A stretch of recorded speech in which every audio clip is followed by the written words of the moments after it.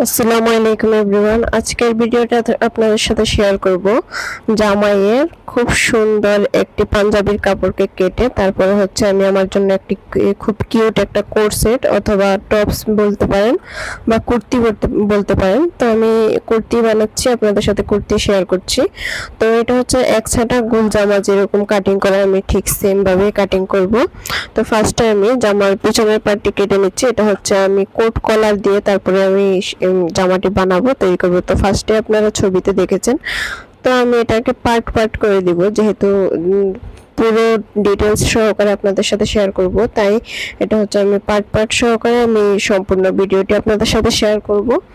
আর আমি ফার্স্টে আপনাদের সাথে কাটিং ভিডিওটি শেয়ার করছি, তারপরে হচ্ছে সেলাইয়ের ভিডিও শেয়ার করব। তো এখানে আমি কাটিং করার জন্য পিছনের পার্টটা আমি সম্পূর্ণ এক সাইড থেকে আমি 2 ভাঁজ করে নিয়েছি।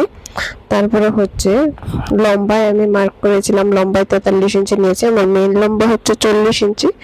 আমি সামনের পার্টে 40 ইঞ্চি দিব এবং পেছনের পার্টে 41 ইঞ্চি দিব লম্বা।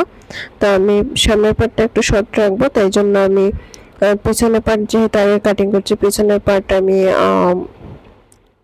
43 ইঞ্চি নিয়েছি, 2 ইঞ্চি বাড়তি নিয়েছি।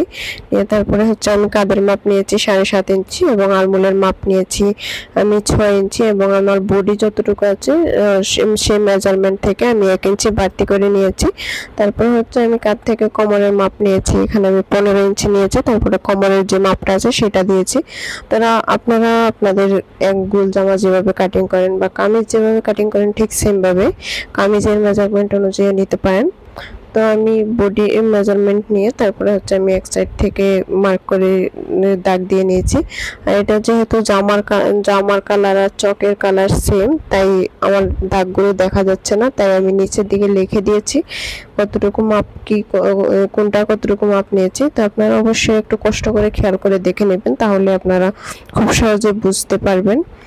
তো আজ এই পর্যন্ত। আপনাদের কাছে একটা অনুরোধ, আমার ভিডিওটি যদি আপনাদের কাছে ভালো লেগে থাকে অবশ্যই লাইক কমেন্ট শেয়ার করবেন এবং আমার পেজটিকে ফলো করে দিতে ভুলবেন না। আর যারা যারা আমার ইউটিউব চ্যানেল থেকে দেখছেন তারা অবশ্যই আমার চ্যানেলটিকে সাবস্ক্রাইব করে দেবেন। আর আমার টিকটক অ্যাকাউন্ট আছে, আপনারা চাইলে আমার টিকটকে গিয়েও শর্ট ভিডিও হিসেবে দেখতে পারেন। তো আমি আমার টিকটক অ্যাকাউন্টের লিংক আমি আমার ফেসবুক পেজের ডেসক্রিপশন বক্সে দিয়ে দিব, আবার ইউটিউবের লিংক ডেসক্রিপশন বক্সেও দিয়ে দিব। তো আপনারা চাইলে চেক আউট করে আসতে পারেন।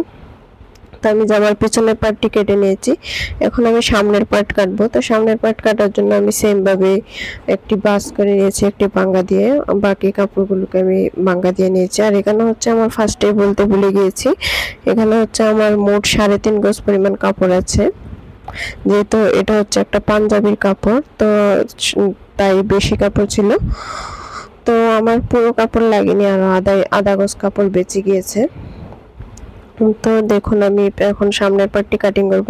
তো সামনের পার্টটি কাটিং করার জন্য আমার যে খোলা পাশটা আছে সেই খোলা পাশটার দিকে আমাদের জামার বডির পার্ট দিব। তো দেখুন আমি পিছনের পার্টটাকে এখন সামনে রাখবো, জামার সামনে আমি রাখবো।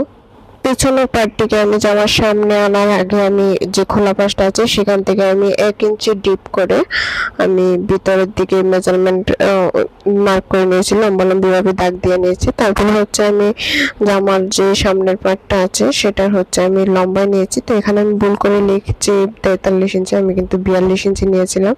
তো এখন আমি সম্পূর্ণটা 1 ইঞ্চি করে করে দেখুন দাগ দিয়ে সোজাভাবে সমান করে দাগ দিয়ে নিচ্ছি এক সাইড থেকে। আর অবশ্যই খোলা পাশটিকে দাগ দিবেন, এখানে যেহেতু বুতাম ঘর সিস্টেমের হবে। তো আমি এখানে বুতাম ঘর সিস্টেম করেছিলাম, তারপরে হচ্ছে আমি চাপ সিলি দিয়ে তারপরে এর উপরে বুতাম লাগাবো।